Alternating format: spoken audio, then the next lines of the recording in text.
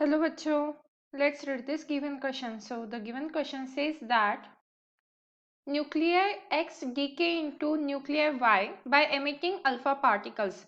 Energies of alpha particle are found to be only 1 mega electron volt and 1.4 mega electron volt. Disregarding the recoil of nuclei Y, the energy of gamma photon emitted will be. तो देखिए बच्चों, question में हमें क्या बोला जा रहा है कि हमारे पास न्यूक्लियर एक्स है जो डीके हो रहा है इनटू वाई में, मतलब वाई में वो डीके हो रहा है और उसके साथ वो क्या एमिट कर रहा है, अल्फा पार्टिकल एमिट कर रहा है। तो जो अल्फा पार्टिकल की एनर्जीज है वो हमें दी हुई है, जैसे कि 1 mega electron volt and 1.4 mega electron volt की एनर्जीज हमें दी हुई है। तो हमें बोल रहे हैं कि जो गामा है, गामा फोटोन, उसकी एनर्जी क्या रहेगी, ये हमसे क्वेश्चन में पूछा है।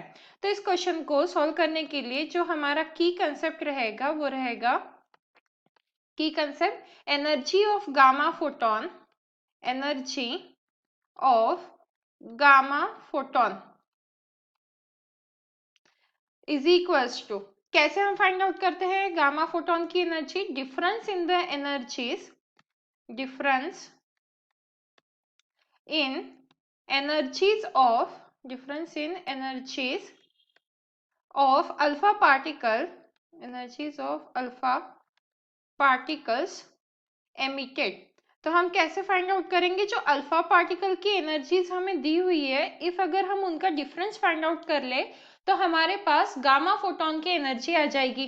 तो अब हमारे पास एनर्जी क्या दी हुई है, हम लिख लेते हैं यहाँ पे जो गिवन है हमारे पास, energies of alpha particle, energies of alpha particle जो हमारे पास गिवन है, पार्टिकल्स क्या है वो हमारे पास 1 mega electron volt and 1.4 mega electron volt, ये हमें गिवन है।